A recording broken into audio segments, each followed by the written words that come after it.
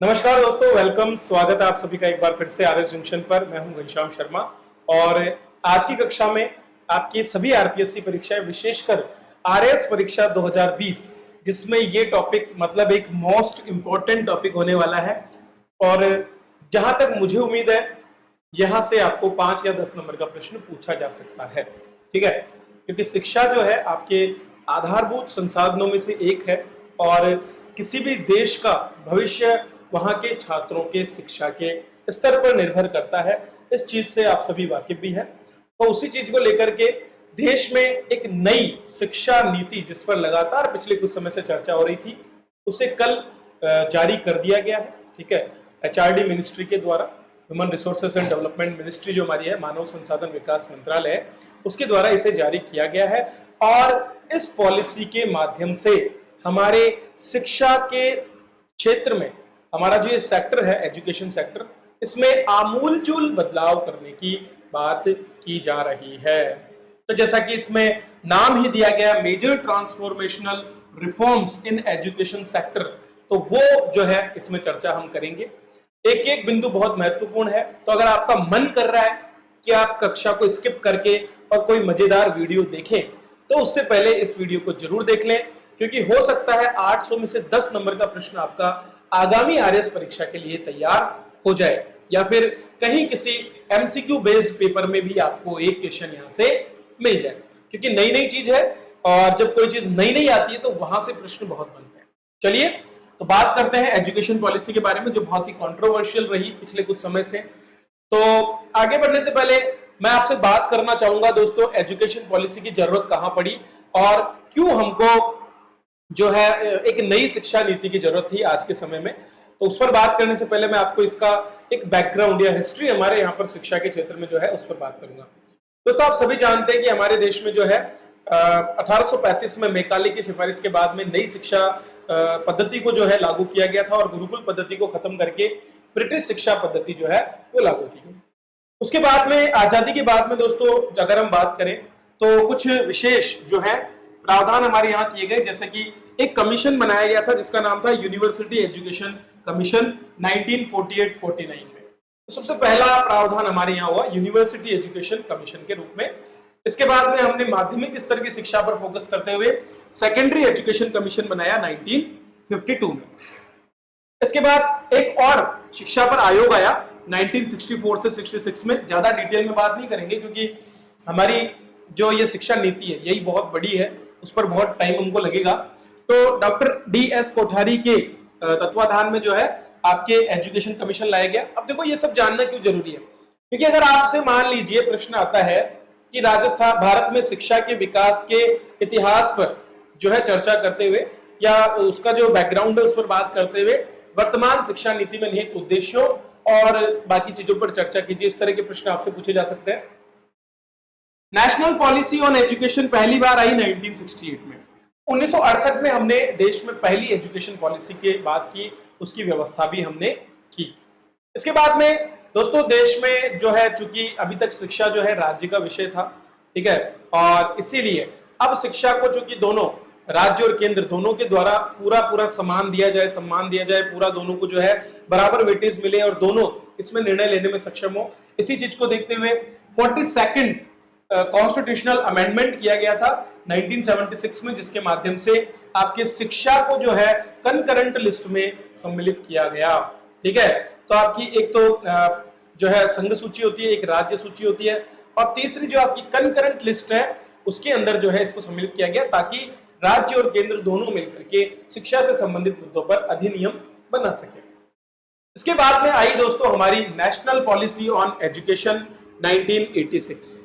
1986 की इस नीति को जरूरत के आधार पर 1992 में मॉडिफाई भी किया और उसके बाद से लेकर के आज तक, मतलब आप में से ज्यादातर, मुझ में से ज्यादा, हम जैसे जितने लोग पैदा हुए, मैं 1992 में पैदा हुआ, आप में से भी कई होंगे, तब से लेकर के आज तक हम उसी नीति के अधीन अभी तक अपना अध्ययन कर रहे हैं। और आज लगभग 28 सालों बाद में जो है हमारे देश में एक नई शिक्षा नीति को लागू किया गया है। नई सरकार जो कि बोलते हैं हम एनडीए सरकार जो है, उसके आने के बाद से ही इस बात पर चर्चा शुरू हो गई और मंत्रिमंडलीय एक समिति द्वारा इस पर बात करने के लिए जो है कदम उठाए गए। फिर उसके बाद एक समिति बनाई गई, TSR सुब्रमण्यम कमेटी। ठीक है, TSR सुब्रमण्यम कमेटी की रिपोर्ट जो कि 27 मई 2016 को आई, उस रिपोर्ट के आधार पर शिक्षा नीति को लाने की बात कही गई। फिर इसका मसौदा तैयार करने के लिए हमारे इसरो के पूर्व अध्यक्ष के कस्तूरी रंगन जो है, उनकी एक कमेटी बनाई गई, जिसने 31 मई 2019 को अपनी रिपोर्ट प्रस्तुत की। मामला यहीं तक नहीं रुकता है, इसके बाद भी जो है दोस्तों सभी वर्गों को सम्मिलित करने के लिए इसको लेकर के जो है कंसल्टेशन प्रोसेस शुरू की गई और ऑनलाइन mygov.in पर जो है लोगों के विचार लिए गए लगभग 8-10 महीने तक। तो 26/1/2015 से 31/10 तक सभी लोगों के इसमें विचार भी लिए गए। नियरली 2.5 लाख ग्राम पंचायतें, blocks, urban local bodies, district सभी को इसमें सम्मिलित किया गया।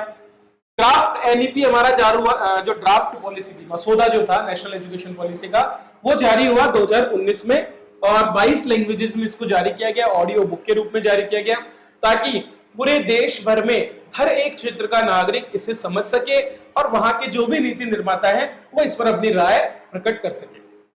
आगे चल करके एजुकेशन डायलॉग हुआ एमपीज के साथ में, खास करके हमारे दक्षिण भारत के जो बहुत से जो एमपीज थे, उनका ये कहना था कि इस नीति के द्वारा जो है उत्तर भारत की हिंदी भाषा को और अन्य भाषाओं को दक्षिण पर थोपने का प्रयास किया जा रहा है।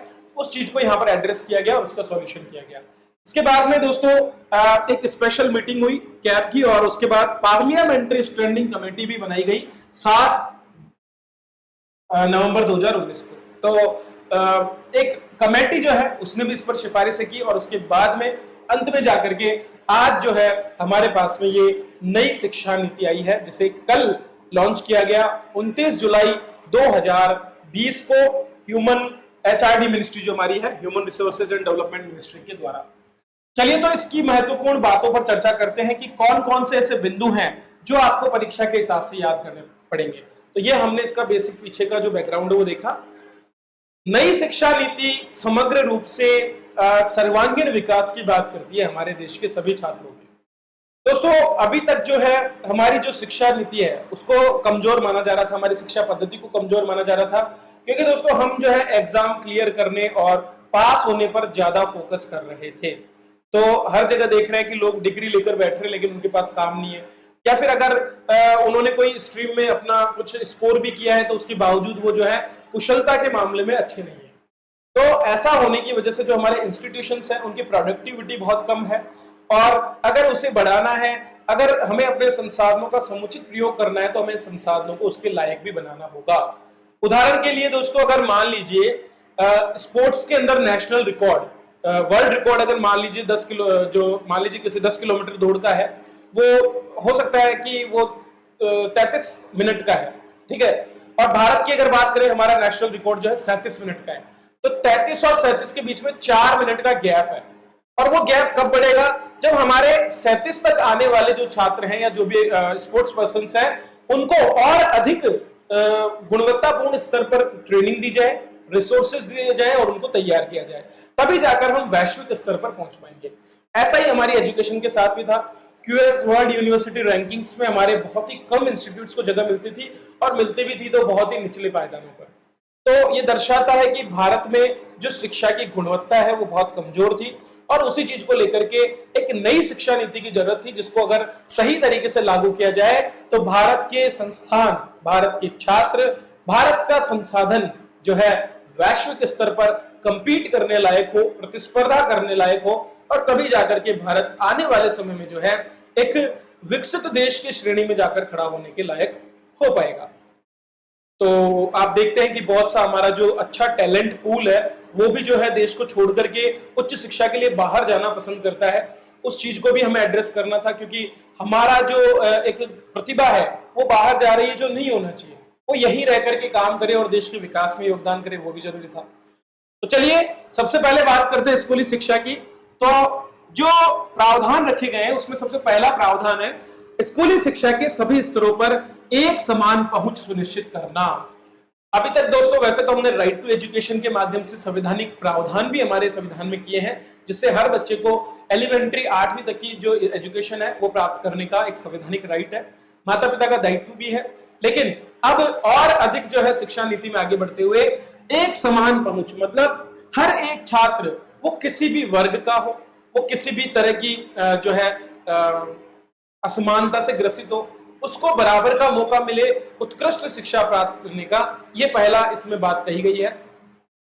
नेशनल एजुकेशन पॉलिसी 2020 स्कूली शिक्षा के सभी स्तर, चाहे वो प्री स्कूल हो, चाहे वो प्राइमरी लेवल हो, चाहे वो आपका अपर प्राइमरी लेवल हो, चाहे वो आपका सेकेंडरी लेवल हो, ठीक है, या हायर सेकेंडरी लेवल हो, हर लेवल तक हर व्यक्ति को एक जैसी एक्सेस मिले, हर व्यक्ति हर स्कूल में एडमिशन लेने लायक हो। सरकारी स्तर पर, देखो प्राइवेट को इसमें सम्मिलित नहीं किया जा सकता, लेकिन सरकारी स्तर पर हर बच्चा जो है एक समान पहुंच प्राप्त करे, उसको एक जैसे रिसोर्सेज मिले और एजुकेशन जो है छात्रों के घर तक जाए। अभी तक हम बोलते हैं कि छात्र स्कूल तक आए, लेकिन अब एजुकेशन का महत्व वो समझे, जागरूकता इसके प्रति हो और लोग समान रूप से एक जैसी शिक्षा व्यवस्था में आगे बढ़ सके, उसका प्रयास इसमें किया जाएगा। स्कूल छोड़ चुके बच्चों को फिर से मुख्य धारा में, मेन स्ट्रीम में शामिल करने के लिए स्कूल के बुनियादी ढांचे का विकास और ऐसे नवीन शिक्षा केंद्रों की स्थापना की जाएगी उन क्षेत्रों में जहां पर इसकी दर बहुत ज्यादा है या जहां पर बच्चे जो है विभिन्न कारणों से अपनी पढ़ाई को बीच में ही छोड़ देते हैं। क्योंकि दोस्तों पढ़ाई एक कुंजी है, पढ़ा लिखा व्यक्ति अगर खेती भी करेगा तो वो उसे सस्टेनेबल तरीके से करेगा, ठीक है। पढ़ा लिखा व्यक्ति यदि खनन के कार्य में भी लगा हुआ है तो वो उसे भी सस्टेनेबल तरीके से करेगा। पर्यावरणीय हमारी चिंताएं भी तभी पूरी हो पाएगी जब हम उसके बारे में पढ़ पाएंगे, और उसके लिए आवश्यक थी एक अच्छी शिक्षा नीति जो यहाँ पर लाई गई है। इस नई शिक्षा नीति में छात्र और उनके सीखने के स्तर पर नजर रखने, अब देखो इसमें क्या है दोस्तों, इसमें अब की बार जो है समग्र शिक्षा की बात की गई है, मतलब केवल किताबी ज्ञान नहीं कि आपने बस एग्जाम पास किए और काम हो गया, नहीं, समग्र शिक्षा की बात की गई है। औपचारिक और गैर औपचारिक शिक्षा सहित बच्चों की पढ़ाई के लिए बहुस्तरीय सुविधाएं उपलब्ध कराना, पहले सबसे पहले सुविधाएं देना, परामर्शदाताओं या प्रशिक्षित सामाजिक कार्यकर्ताओं को स्कूलों से जोड़ना। तो वानप्रस्थ आश्रम वाली जो बात है, बहुत से ऐसे अनुभव प्राप्त लोगों को स्कूलों से जोड़ करके उनके ज्ञान का लाभ हमारे छात्रों को मिले। कक्षा 3, 5 और 8 के लिए NIOS नेशनल ओपन स्कूलिंग जो है और राज्य ओपन स्कूलिंग, इनके माध्यम से ओपन लर्निंग को बढ़ावा देना, ताकि ऐसे बहुत से लोग हैं जो नियमित रूप से कक्षाएं नहीं ले सकते, उनको यहाँ पर फायदा मिले। कक्षा 10 और 12 के समकक्ष माध्यमिक शिक्षा कार्यक्रम, व्यावसायिक पाठ्यक्रम, वयस्क साक्षरता और जीवन संवर्धन कार्यक्रम जो है इसमें रखे जाएंगे। वयस्क जितने भी हैं जो साक्षर नहीं है, निरक्षर है, उनको पढ़ाना। जीवन संवर्धन मतलब ऐसी शिक्षा प्रदान करना जिससे आपकी जीवन की गुणवत्ता में सुधार हो, ठीक है। माध्यमिक शिक्षा कार्यक्रम, तो छूट गए हैं जो लोग, उनको यहाँ पर माध्यमिक शिक्षा दी जाए। ये सारा काम करके और इसके तहत 2 करोड़ से ज्यादा बच्चों को मेन स्ट्रीम में लाने का, तो वापस से वो शिक्षा से जुड़े, ये प्रयास यहाँ पर किया जाएगा, ठीक है। चलिए आगे बढ़ते हैं दोस्तों। नए पाठ्यक्रम और शैक्षणिक संरचना के साथ में बचपन की देखभाल करना भी इसमें उद्देश्य रखा गया है। तो न केवल हम बच्चों को अच्छी शिक्षा दें बल्कि उनको अच्छा बचपन भी दें, उन पर शुरुआत से ये बोझ ना हो कि जो है उनको बहुत से टारगेट्स को अचीव करना है। बचपन से जैसा आप देखते हो तो वो नहीं हो, बल्कि बच्चा खेलते खेलते अपनी चीजों को सीख पाए, उसकी बात इसमें की गई है। और आपका अभी तक का जो 10+2 वाला मॉडल था, उस 10+2 मॉडल के स्थान पर नया मॉडल 5+3+3+4 लाया जाएगा, ठीक है। इसमें से जो पहला 5 कक्षाओं वाला मॉडल है, ये कक्षा 3 से 8 के लिए होगा, सॉरी उम्र 3 से 8 उम्र के बच्चों के लिए। 3 वाला मॉडल 8 से 11, फिर 3 वाला मॉडल 11 से 14 और फिर 4 वाला मॉडल 14 से 18 के लिए होगा, ठीक है। दरअसल इसके अंदर 3 वर्ष की प्री स्कूलिंग भी सम्मिलित है। नई प्रणाली में 3 साल की आंगनबाड़ी और प्री स्कूलिंग के साथ 12 साल की स्कूली शिक्षा सम्मिलित है, ठीक है। तो टोटल कितना हो गया? 3, 3, 6, 4, 10, इसमें से 2 निकाल दीजिए। तो देखो ये वाली जो एजुकेशन है 5, ये कक्षा 2 तक होगी, ये फिर कक्षा 5 तक होगी, ये कक्षा 8 तक होगी और ये कक्षा 12 तक होगी। तो बच्चों के बचपन की भी देखभाल हो तो हमारे जो आंगनबाड़ी और इस तरह की जो संस्थान है उनको और अधिक मजबूत किया जाएगा, ज्यादा से ज्यादा बच्चे वहां पर जुड़े, ठीक है। खास करके उस वंचित वर्ग के जिनको जो है शिक्षा की उपलब्धता आज भी नहीं है या फिर मजबूरीवश जो है उनके बच्चों को शिक्षा नहीं मिल पा रही है, उन सभी को इसमें सम्मिलित किया जाएगा। और नए फॉर्मूले के साथ में अब जो है, ये फॉर्मूले का मतलब क्या है? इसका मतलब है कि 8 वर्ष का होते होते बच्चा इस फर्स्ट स्टेज को पार कर जाए, देश का हर एक बच्चा इस स्टेज को पार करे। जब वो 11 वर्ष का हो तो दूसरे स्तर को, 14 वर्ष का हो तो तीसरे को, और 18 वर्ष का होते होते वो चौथे स्तर को पार करने में योग्य हो। ये सारी चीजें इसमें सम्मिलित की गई है। इसके बाद में दोस्तों इसी क्रम में एनसीईआरटी 8 वर्ष की आयु तक के सभी बच्चों के लिए प्रारंभिक बचपन देखभाल और शिक्षा, ठीक है, elementary childhood care and education, इसको जो है तैयार करेगी। और एक बड़ा प्रारंभिक बचपन देखभाल और शिक्षा के लिए एक बहुत मजबूत संस्थान प्रणाली बनाई जाएगी, और इसके साथ साथ पाठ्यक्रम भी तैयार किया जाएगा जो खेल खेल में शिक्षा को बढ़ावा देता हो। खेल खेल में शिक्षा को बढ़ावा देने के लिए इसको तैयार किया जाएगा, क्योंकि दोस्तों आप जानते हो हमारी प्राचीन गुरुकुल पद्धति में भी 7 वर्ष की आयु के बाद में जो है उपनयन संस्कार होता था। उससे पहले की पूरी शिक्षा प्री एजुकेशन कहलाती थी, जहां पर बच्चे को घर में ही चीजें सिखाई जाती थी। तो यहाँ पर भी आंगनबाड़ी और आसपास की प्री स्कूल्स में बच्चा खेलते हुए चीजों को सीखे और उसके बेसिक्स क्लियर हो, उसको 8वीं कक्षा तक आते आते बुनियादी अंक ज्ञान और भाषा ज्ञान हो जाए, ये जो है इसमें प्रयास होगा। इसमें आंगनबाड़ी और प्री स्कूल्स को सम्मिलित किया जाएगा। और ईसीसीआई की योजना और कार्यान्वयन कौन कौन करेगा? 4 मिनिस्ट्रीज मिलकर करेंगी, मानव संसाधन विकास मंत्रालय, महिला और बाल विकास मंत्रालय, ठीक है, इसके बाद में स्वास्थ्य और परिवार कल्याण और जनजातीय मामलों के मंत्रालय, ये संयुक्त रूप से मिलकर के और इस मुद्दे पर चर्चा करेंगे, ठीक है। चलिए आगे बढ़ते हैं। जैसा मैंने आपको बताया 8वीं कक्षा तक बुनियादी साक्षरता और संख्यात्मक ज्ञान की बात की जाएगी। तो ग्रेड 3 तक के सभी शिक्षार्थियों या विद्यार्थियों द्वारा सार्वभौमिक बुनियादी साक्षरता, यूनिवर्सल बेसिक एजुकेशन, ठीक है, क्या बोलते हैं? यूनिवर्सल बेसिक एजुकेशन, जिसमें विभिन्न प्रकार का अंक ज्ञान सम्मिलित होता है, जिसमें आपके सामान्य भाषा ज्ञान जो है वो सम्मिलित होता है, शब्दों को पहचानना, या फिर पढ़ने लायक तक जब बच्चा हो जाता है, अक्षरों को पहचानते हुए पढ़ने लायक हो जाता है, वो इसमें सम्मिलित होता है। तो ये दिया जाएगा ताकि बच्चों की नींव मजबूत हो, और इसके लिए एक राष्ट्रीय पुस्तक संवर्धन नीति बनाई जाएगी, ताकि जो पुस्तकें हम बच्चों को पढ़ने के लिए दे रहे हैं वो उनको भरपूर रूप से बेसिक ज्ञान प्रदान कर सके। चलिए आगे बढ़ते हैं। बोर होने लगे होंगे मुझे पता है, लेकिन बोर होने की बजाय वीडियो को लाइक करो और आगे बढ़ो, क्योंकि यहां से प्रश्न आने ही आने हैं, और इसको एक बार समझ लेंगे तो अगली बार आपको पढ़ने में थोड़ा इजी रहेगा। स्कूल के पाठ्यक्रम और अध्यापन कला में सुधार। अभी तक जो पाठ्यक्रम पढ़ाया जा रहा है वो बैकडेटेड हो चुका है और उसमें थोड़ा बदलाव होना चाहिए, वो थोड़ा सा अब ज्यादा तकनीक से भरपूर होना चाहिए। उसमें दोस्तों बहुत से ग्राफिक्स का प्रयोग करना, उसमें जो है ऐसी अट्रैक्टिव चीजों का प्रयोग करना जिससे बच्चा सहज रूप से जो है शिक्षा की तरफ आकर्षित हो। इसके साथ साथ ही टीचर्स के पढ़ाने के तरीके भी जो है वो भी बदले जाए, क्योंकि आज तक जो टीचर पढ़ा रहे हैं वो केवल कक्षा में जाना, पाठ्यक्रम को पूरा कर देना, हालांकि बदलाव हुए, लेकिन उसको यूनिवर्सल लेवल पर ले जाने के लिए हर विद्यालय में उसी तरह की एक समान शिक्षा दी जाए, उसके प्रयास किए जाने की आवश्यकता है, ठीक है। चलिए आगे बढ़ते हैं। स्कूल के पाठ्यक्रम और अध्यापन कला का लक्ष्य होगा कि 21वीं सदी के प्रमुख कौशल या व्यावहारिक जानकारियों से विद्यार्थियों को लैस किया जाए। बचपन से ही बच्चे को जो है अलग अलग प्रकार के कौशल की शिक्षा दी जाए, और उसमें से जो भी उसे पसंद है वो उसको मिले, अर्थात विद्यार्थियों को पसंदीदा विषय चुनने के विकल्प मिले।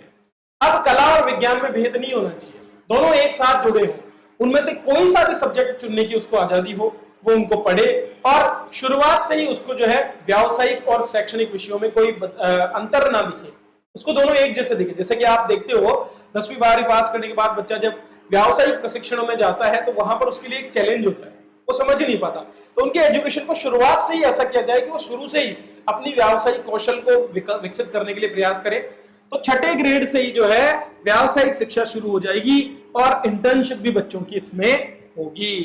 और इसके लिए एक नई और व्यापक स्कूली शिक्षा की राष्ट्रीय पाठ्यक्रम रूपरेखा, जिससे कि हम पाठ्यक्रम में बदलाव करेंगे और उसको अधिक से अधिक व्यावसायिक पाठ्यक्रम की ओर विकसित करेंगे, ये भी प्रयास किया जाएगा। तो लर्निंग कैपेसिटी हमारे बच्चों की बढ़े, शुरुआत से उनका कौशल विकास हो, ताकि बाद में सरकार को अतिरिक्त पैसा जो है कौशल विकास पर खर्च ना करना पड़े, बल्कि उसका प्रयोग बुनियादी जो सुविधाएं हैं उनको देने में किया जा सके। इसके साथ ही दोस्तों प्राचीन भारतीय संस्कृति को संरक्षित करने के लिए और देश में एकता बढ़ाने के लिए बहुभाषावाद को भी जो है महत्व इसमें दिया गया है। दरअसल दोस्तों देश में, भारत एक ऐसा देश है जहां पर विभिन्न प्रकार की भाषाएं बोली जाती है, और इसी क्रम में यह आवश्यक है कि हर एक देश के किसी भी कोने में रहने वाला छात्र दूसरे क्षेत्र की कम से कम 2 या 3 भाषाओं को समझ सके। अगर ऐसा होगा तो लोगों में आपस में एक दूसरे की संस्कृति के प्रति समझ विकसित होगी और वर्तमान में जो एक दूरी उत्तर और दक्षिण में हमको देखने को मिलती है वो दूरी कम होने में भी मदद मिलेगी। क्योंकि दोस्तों जब आप उस भाषा के साहित्य को पढ़ेंगे तो आपको उससे एक जुड़ाव महसूस होगा।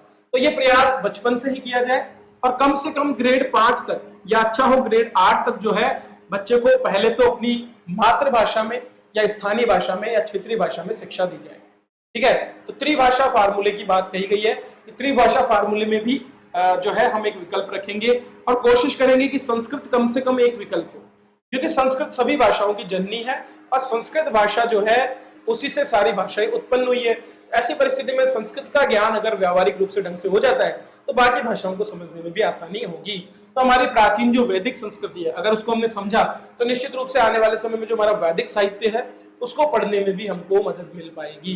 तो बच्चे बचपन से अगर संस्कृत में अच्छे रहे तो फिर उनको गीता ज्ञान को पढ़ने के लिए किसी और की जरूरत नहीं होगी, वो खुद इसको पढ़ पाएंगे और अपने जीवन का मर्म भी समझ पाएंगे। तो ये भी उनको आध्यात्मिक रूप से और उसके साथ साथ कौशल की दृष्टि से भी विकसित कर पाएगा। इसी चीज को बढ़ाने के लिए जैसे जैसे बच्चे बड़े होंगे तो एक भारत श्रेष्ठ भारत पहल के अंतर्गत 6वीं से 8वीं ग्रेड के दौरान कंपटीशन या प्रतियोगिताओं के माध्यम से बच्चों को अलग अलग भाषाएं सिखाने का प्रयास भी किया जाएगा। इसी के साथ जो हमारी साइन लैंग्वेज है, भारतीय संकेत भाषा, इंडियन साइन लैंग्वेज जो है उसको मानकीकृत किया जाएगा। पूरे देश भर में एक समान साइन लैंग्वेज हमारी चले। साइन लैंग्वेज आपने देखोगे ना, मूक बधिर लोग इशारों से जो बातें करते हैं उसको साइन लैंग्वेज कहते हैं। तो साइन लैंग्वेज को तैयार किया जाएगा और उसकी पाठ्यक्रम सामग्री भी पूरे देश में एक समान रूप से समरूप जो है लागू की जाएगी। तो ये हो गई भाषा की बात। इसके बाद बात आएगी इवोल्यूशन की, आपका आकलन कैसे हो। अभी तक जो आकलन हो रहा है दोस्तों वो इतना बेहतर नहीं है, क्योंकि आजकल तो देख रहे हो आप ऐसे ही पास कर दिया जाता है और 10वीं कक्षा में 99% तक भी नंबर ला रहे हैं। तो अगर नंबर कटेंगे ही नहीं तो फिर बच्चा समझेगा कैसे कि वो बेहतर कैसे बनेगा। मतलब उसको तो ये लगेगा कि उसने सारा अचीव कर लिया। ऐसा नहीं होना चाहिए ना। जैसे कि आप देखिए आरएस जब बनते हैं बच्चे तो 50% नंबर भी लाना बड़ा मुश्किल होता है। तो वो जो 100% नंबर लाने वाले छात्र थे उनकी प्रतिभा को ऐसा क्या हो जाता है। होता यह है कि दोस्तों मौलिकता की कमी होती है। मौलिकता की कमी का मतलब है बच्चे को एक पाठ्यक्रम दे दिया जाता है, वो उसको बड़े दिनों तक रटता रहता है और रटने के बाद में वो जो है उसको जीवन में कहीं अप्लाई कर ही नहीं पाता, क्योंकि उसने रटा है। मौलिक रूप से समस्याओं का समाधान करने की योग्यता उसमें नहीं है और ये बहुत आवश्यक है। तो बच्चों में सृजनात्मक क्षमता को विकसित करने के लिए NEP 2020 में योगात्मक आकलन के बजाय नियमित एवं रचनात्मक मतलब कुछ नया करते हैं उसका शुरुआत करने की बात इसमें कही गई है। ठीक है, और उत्कृष्टता प्राप्त करने के लिए वो आगे बढ़े, उससे वंचित ना रहे, ये इसमें किया गया है। इसके तहत विशेष जोर सामाजिक और आर्थिक दृष्टि से वंचित समूह जो हैं उन पर रहेगा, जिसमें बालक बालिका, सामाजिक सांस्कृतिक और भौगोलिक संबंधी विशिष्ट पहचान वाले समूह और दिव्यांग समूह सम्मिलित है, जो पिछड़े हुए हैं और जिनको आगे बढ़ाने के लिए प्रयास किए जाएंगे। इसमें बुनियादी सुविधाओं से वंचित क्षेत्र और समूह के बालकों के लिए समावेशी कोष और ऐसे जोन वो जो दर्शाएं कि यार इस क्षेत्र के बालक जो है वो बहुत पिछड़े हुए हैं, उन क्षेत्र के बालकों को शिक्षा में और अधिक सुधार की आवश्यकता है। तो उनके लिए ऐसे जोन बनाए जाएंगे, कोष बनाए जाएंगे जो उनको फंडिंग देगा और जिससे इन बच्चों के जो बेसिक एजुकेशन के साथ साथ रचनात्मकता में भी सुधार हो पाएगा। दिव्यांग बच्चों को बुनियादी चरण से लेकर उच्च शिक्षा तक नियमित स्कूली शिक्षा प्रक्रिया में पूरी तरह से भाग लेने में सक्षम बनाया जाएगा। क्योंकि दोस्तों आजकल दिव्यांग बच्चों को एक्सक्लूड कर दिया जाता है, उनके बारे में कोई सोचता नहीं है, क्योंकि बहुत सी तकनीकों की जरूरत पड़ती है, उनके लिए ट्रेन टीचर्स की जरूरत पड़ती है जो हमारे पास नहीं है। तो इसीलिए इस तरह के न केवल टीचर्स उपलब्ध कराए जाएंगे, संसाधन उपलब्ध कराए जाएंगे, आवास, सहायक उपकरण और प्रौद्योगिकी, इन सभी के माध्यम से उनको भी अब मुख्य धारा में लाया जाएगा। इसके बाद में राज्य जिले को, प्रत्येक राज्य और जिले को कला संबंधी, करियर संबंधी और खेलकूद संबंधी गतिविधियों में विद्यार्थियों के भाग लेने के लिए दिन के समय वाले एक विशेष बोर्डिंग स्कूल के रूप में बाल भवन स्थापित करने के लिए प्रोत्साहित किया जाएगा। कुछ विशेष प्रकार के बोर्डिंग स्कूल्स होंगे जहां पर बच्चे केवल पढ़ाई में ही ना लगे रहे। दोस्तों मुझे आज भी याद है कि जब हम छोटे हुआ करते थे तो हमारा अधिकतर समय खेलकूद और प्रतियोगिताओं में ही गुजरता था। विद्यालय में भी हम पढ़ते कम और इन गतिविधियों में ज्यादा भाग लेते थे। जैसे कि आज अगर मैं आपको अपने आप को आपके सामने रिप्रेजेंट कर पाता हूँ बेहिचक, तो उसके पीछे एक महत्वपूर्ण कारण यह है कि मैंने बचपन से ये गतिविधियां की है। जैसे कि एक फौजी होता है, उसको ट्रेन इसलिए किया जाता है क्योंकि जब उसको शुरुआत से 9 महीने तक एक जैसी चीजें सिखाई जाती है, तो जब वो वैसे समस्या में आता है, उसके सामने जब वो समस्या आती है तो उसको आसानी से सॉल्व कर लेता है। तो बच्चे बचपन से इन चीजों में भाग ले, वो अंताक्षरी, प्रश्न मंच, विभिन्न प्रकार की वैज्ञानिक क्रियाकलाप और सृजनात्मकता में अगर वो भाग लेंगे, चित्रकला हो गई, संगीत हो गया, काव्य पाठ हो गया, या फिर और भी बहुत सी गतिविधियां, सांस्कृतिक प्रोग्राम हो गए, उनमें अगर वो भाग लेगा तो निश्चित रूप से आने वाले समय में वो बच्चे जो हैं सर्वांगीण विकास युक्त बच्चे होंगे, जो किसी भी समस्या का आसानी से निदान करने में भी सक्षम होंगे। तो ये प्रयास इसमें किया जाए, इसके लिए बोर्डिंग स्कूल्स बाल भवन के रूप में स्थापित किए जाएंगे। इसके बाद में स्कूली शिक्षा के कुछ मानक निर्धारण के लिए और प्रत्ययन अर्थात एक्रेडिशन के लिए जो है आपकी एक इंस्टीट्यूट की स्थापना की जाएगी, जिसका नाम है पृथक प्रणाली एक स्थापित की जाएगी। एक पूरा का पूरा प्रोसेस होगा जिसमें स्कूल के जो है जो हमारे राज्य हैं और केंद्र शासित प्रदेश हैं, उनके स्वतंत्र स्टेट स्कूल स्टैंडर्ड्स अथॉरिटी होंगे और केंद्रीय स्तर पर भी इसी तरह की अथॉरिटी का स्थापना की जाएगी। तो यहां पर क्या होगा, ये जो अथॉरिटी है ये कुछ मानक तय करेगी, जिन मानकों के आधार पर ही जो है स्कूलों में शिक्षा की गुणवत्ता को निर्धारित किया जाएगा। मानक बहुत जरूरी है, ये मानक ही जो है वो आपकी शिक्षा को बढ़ा सकते हैं। मतलब मान के चलिए कि आप जल की गुणवत्ता की बात करते हो, तो जल में आप कुछ मानक तय कर देते हो कि इतना पीपीएम से ज्यादा पानी में ये चीजें नहीं होनी चाहिए या फिर इतनी होनी चाहिए, वही तो मानक को दर्शाता है। जैसे कि संतुलित भोजन में कुछ चीजों के विशेष मानक होते हैं कि इतना तो होना ही होना चाहिए। उसी तरह से यहाँ भी शिक्षा में हर एक पहलू को एक मानक आधार पर जो है सम्मिलित किया जाएगा और उसको अनिवार्य किया जाएगा ताकि बच्चों को एक अच्छी शिक्षा प्राप्त हो सके। इसके बाद में दोस्तों उच्चतर शिक्षा की बात करें तो जो हमारा एनरोलमेंट रेशियो है उसको 2035 तक बढ़ा करके 50% किया जाएगा। अर्थात उस आयु वर्ग के जितने भी छात्र छात्राएं हैं उनमें से लगभग 50% का एनरोलमेंट हो सके। ये वर्तमान में 26.3% है, इसको बढ़ा करके 2035 तक 50% करने की बात कही जाएगी। इसी तरह उच्चतर शिक्षा संस्थानों में बढ़ती आबादी को देखते हुए 3.5 करोड़ नई सीटें और जोड़ी जाएगी ताकि और बच्चों को उच्चतर शिक्षा संस्थानों में प्रवेश का मौका मिले।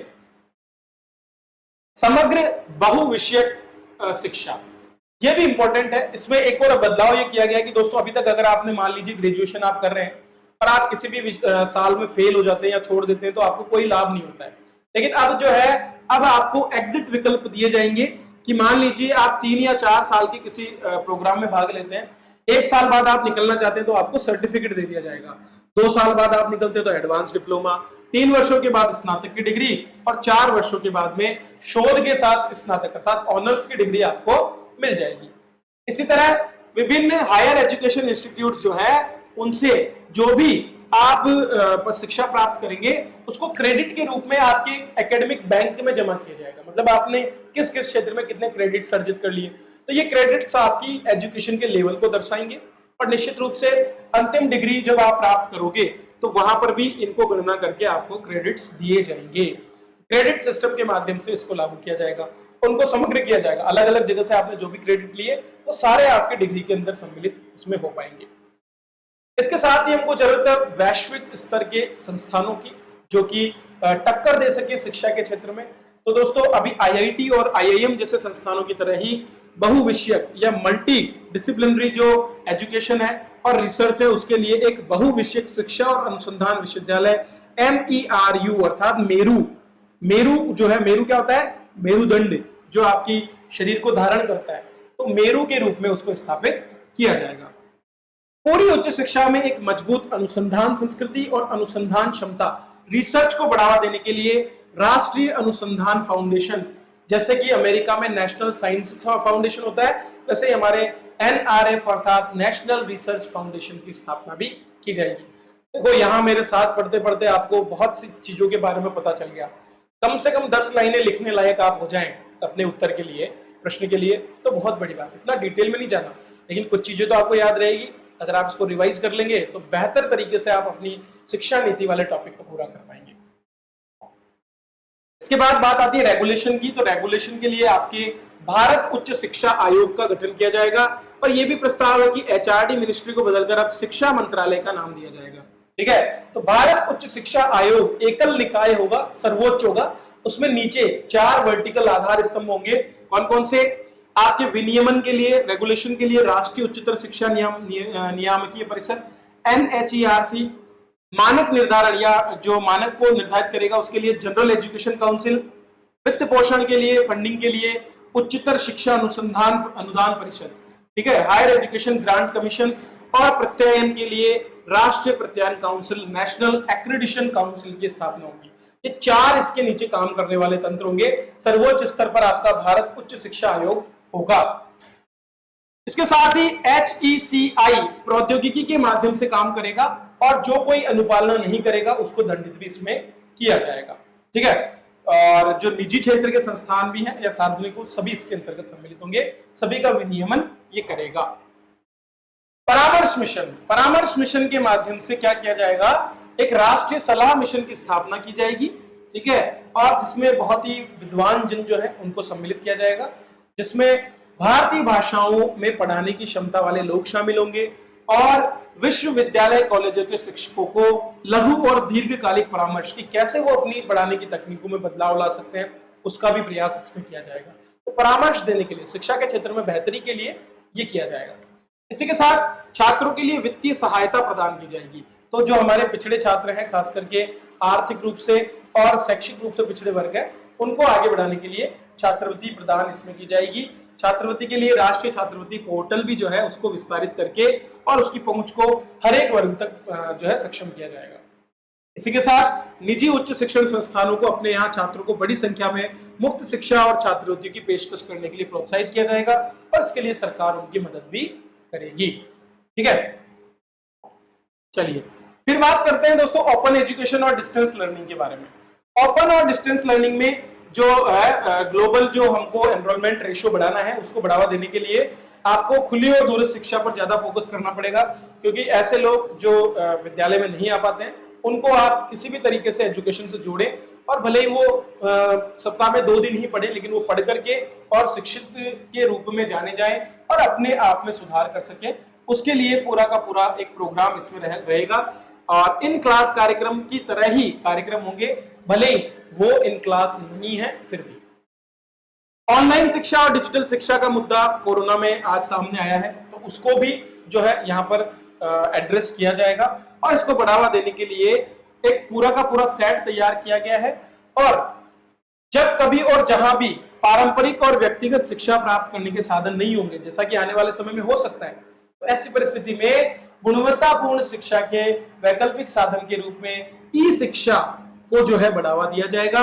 इसके लिए डिजिटल अवसंरचना बनाई जाएगी, जो डिलीवरी प्लेटफॉर्म्स होते हैं, डिजिटल कंटेंट जैसे कि मैं भी आपको दे रहा हूं डिजिटल कंटेंट, और क्षमता निर्माण या कैपेसिटी बिल्डिंग जैसे कि हम पढ़ाने वाले लोग, उनके उद्देश्य से एक नीति बनाई जाएगी, एक यूनिट बनाई जाएगी और वो ऑनलाइन शिक्षा को बढ़ावा देने का काम भी करेगी। इसके साथ इसका रेगुलेशन भी इसमें सम्मिलित होगा। भारतीय भाषाओं को बढ़ावा देने की बात भी इसमें की गई है और इसके लिए एक Indian institute of translation and interpretation IITI स्थापित किया जाएगा और ये विभिन्न प्रकार की भाषाओं को आगे बढ़ाएगा, जैसे कि संस्कृत हो गया और बाकी जितनी भी हमारी भाषाएं, उनको आगे बढ़ाने में ये हमारी मदद करेगा। पाली, फारसी, प्राकृत जो हमारे इतिहास के बारे में हमको बताती है, तो इन सभी भाषाओं को बच्चे समझें, भारतीय भाषाओं को वो समझ पाए। जैसे कि आप देखते हो कि विभिन्न प्रकार की विदेशी भाषाओं को इतनी महत्ता दी जाती है, वैसे ही भारतीय भाषाओं को भी दी जाए और इससे हम अपने इतिहास से सही तरीके से रूबरू हो सके, उसको हम खुद अपनी तरफ से इवेल्युएट कर सकें, उसका ये काम यहाँ पर होगा। ठीक है, और इसके अलावा देखो जो हमारे जितने भी शिक्षा है उसको अंतर्राष्ट्रीयकरण किया जाएगा, कुछ बेहतर इंस्टीट्यूट्स को आगे बढ़ाएगा, प्रमोट करेगा, ताकि हमारे जो छात्र हैं वो विदेशी इंस्टीट्यूट्स को, क्योंकि वो ब्रांचेस हमारे यहाँ पर खोल पाएंगे, तो उन ब्रांचेस में हमारे स्टूडेंट अध्ययन कर पाए, उसका भी जो है प्रयास यहाँ पर किया जाएगा। प्रौढ़ शिक्षा को बढ़ाने के लिए 2030 तक 100% युवा और प्रौढ़ शिक्षा को प्राप्ति करना हमारा लक्ष्य रहेगा। और वित्त पोषण की बात करें तो शिक्षा लाभ के लिए न होकर व्यवहार पर आधारित हो। तो दोस्तों पहले की प्राचीन गुरुकुल पद्धति व्यवहार पर आधारित थी, जिसमें बच्चा जीवन जीने के तरीके सीखता था और इसके माध्यम से जब वो समाज का हिस्सा बनता था तो वो कुछ योगदान ही कर सकता था। आज की तरह समाज पर बोझ नहीं बन जाना। जैसे कि आज के समय में बहुत से छात्र समाज पर बोझ हैं क्योंकि उनको बेसिक शिक्षा ही नहीं मिली। ठीक है, शिक्षा क्षेत्र में सार्वजनिक निवेश को बढ़ावा देने के लिए केंद्र और राज्य मिलकर काम करेंगे ताकि जीडीपी में हमारी एजुकेशन सेक्टर जो है वो 6% का योगदान दे सके। तो यह है आपकी नई शिक्षा नीति से जुड़े हुए महत्वपूर्ण तथ्य जिन पर मैंने चर्चा की। इसी तरह से और भी मुद्दे में लाता रहूंगा। दोस्तों प्रयास करूंगा ज्यादा से ज्यादा चीजें जो आपके काम की है वो आपको निःशुल्क मिलती रहे, और बस आप इसका वैल्यू उतनी ही करें जितना पेड में होता है। आप ऐसा ना समझे कि फ्री चीज कोई मिल रही है तो वो काम की नहीं। दोस्तों मेहनत इनमें भी होती है, उतनी ही प्रयास किए जाते हैं समझाने से लेकर के और कंटेंट बनाने तक। तो बस जुड़े रहें, लाइक करें, शेयर करें, सब्सक्राइब करें। धन्यवाद।